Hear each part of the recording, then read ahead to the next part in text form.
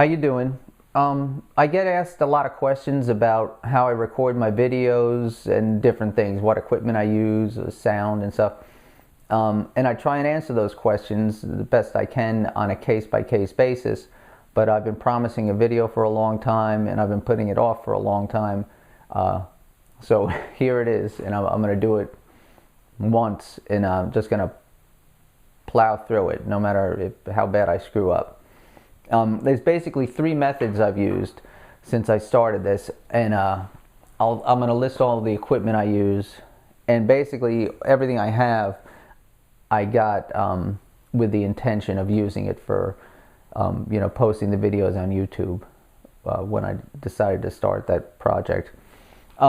First piece of equipment I got was a camera. It's a Kodak ZI-8 camera. I can't show you the camera itself because I'm using it. They no longer make it, but they make it's the Kodak Playtouch or ZI-10, and the critical thing with it is that it has an audio input or an input where you can put an external microphone.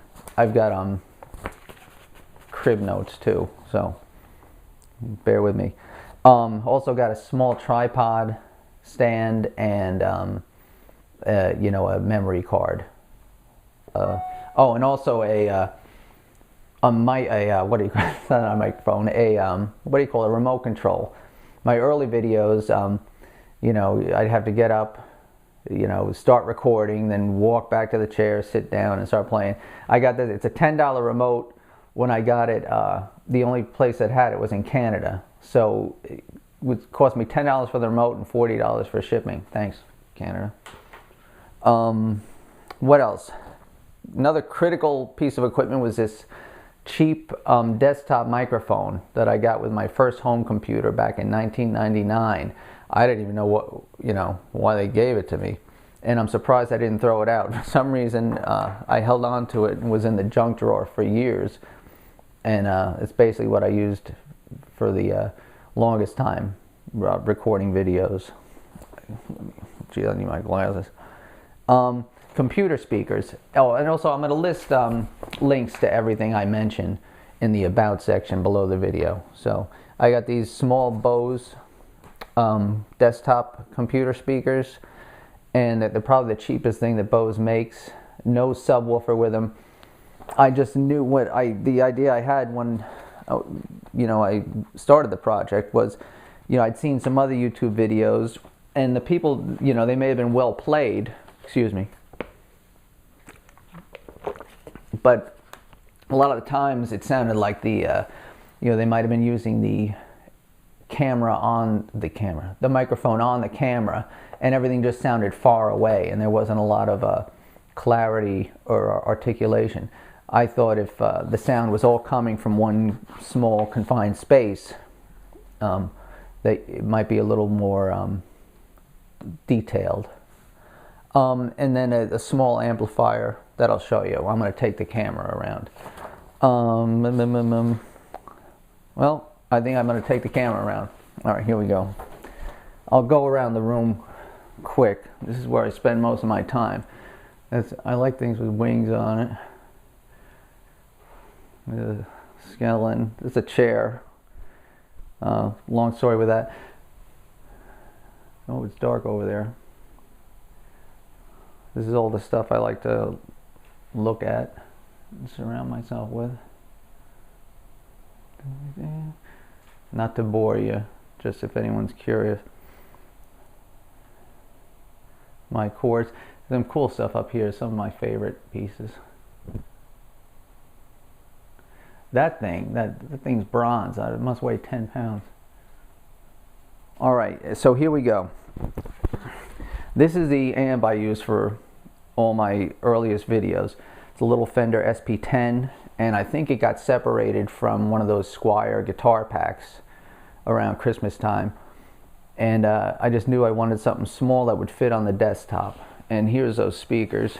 And essentially the way I recorded the earliest videos was I would just place the microphone here in front of the amp and put the computer speakers around it, And the rule of thumb was if I could hear my bass, that it was going to be too loud in the mix.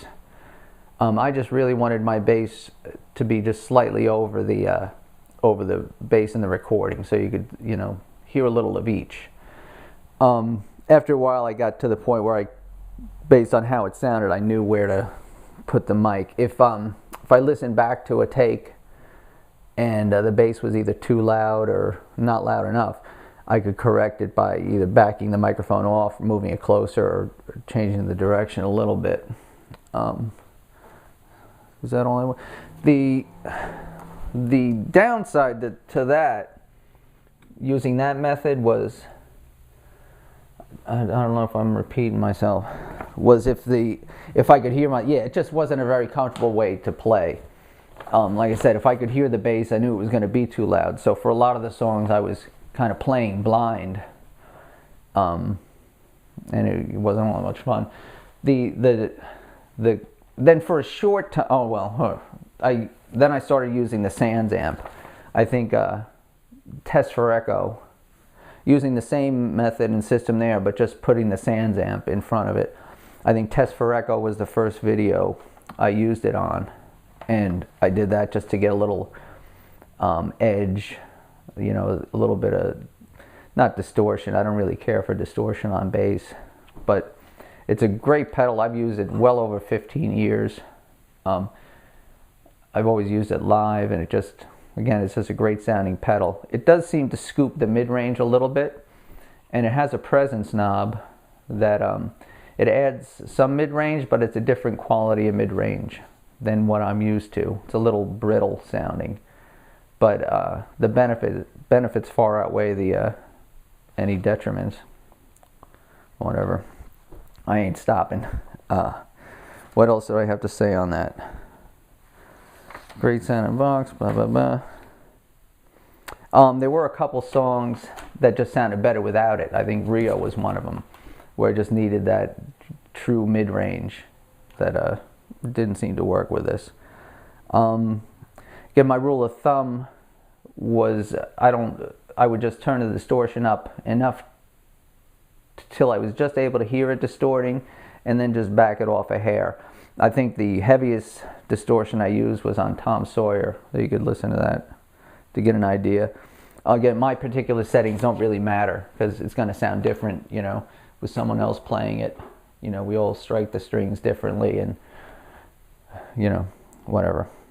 All right. The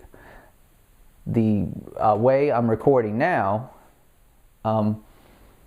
is a friend of mine got a device by Apogee. I think it was a Solo she was using, and it's an interface, and it was like $250. It was a little more than I wanted to spend on an experiment.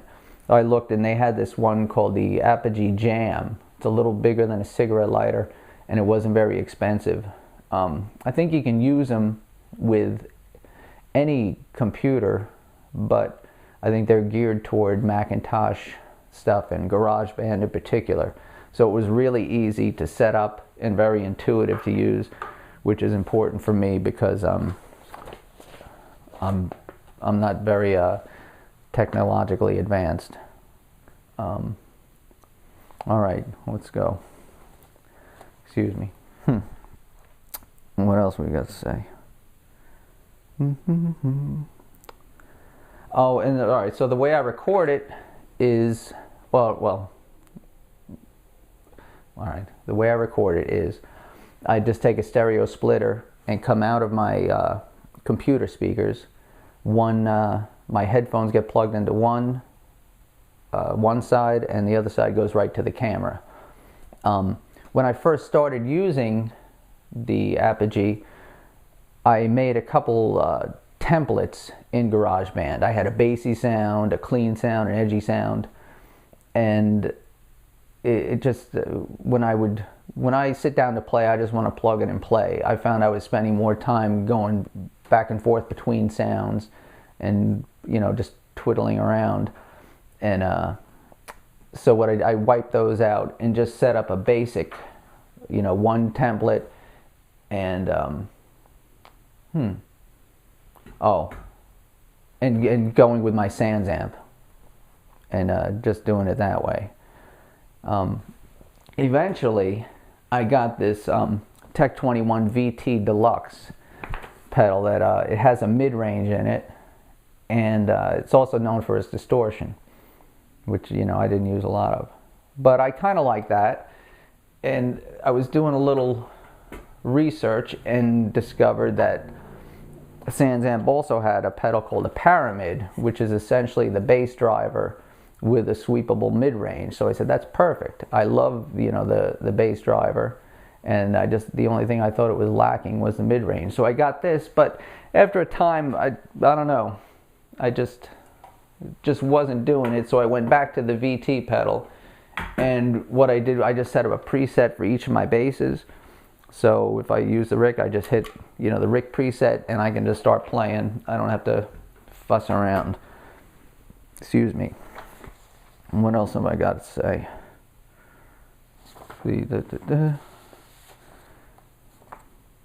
What I like most about recording this way is it just sounds really good in the headphones. You know, the bass sounds really punchy, and, you know, and what I'm hearing in the headphones is what is being recorded. I don't have to second guess myself or, you know, just take the card out and see where the mix is. If I just know if I'm hearing my bass a little bit over the recorded music, then that's what it's going to sound like. So it saves me a little time. Excuse me. All right, maybe I'll just show you this is, I'm in GarageBand. Jesus. There we go. I just have, this is the basic template I'm using to show you. A little preset compression they have, it's called smooth bass, and a chorus, which I don't use, and a little bit EQ, where I just bumped up the upper mids a little bit. So that's the template I use for every bass, and then I just kind of go off the preset I have in the VT pedal. Excuse me while I consult my notes and my timer. All right, I think that's about it. A funny thing happened on Friday. I got a copyright strike, one of my videos, and I've lost my privileges to post anything longer than 15 minutes. So that's actually a good thing. This will be mercifully short. I think that's it. Hope it wasn't too bad, and I'll try and do another video like this, you know, maybe on my guitars or something. We'll see. Take care. Thanks.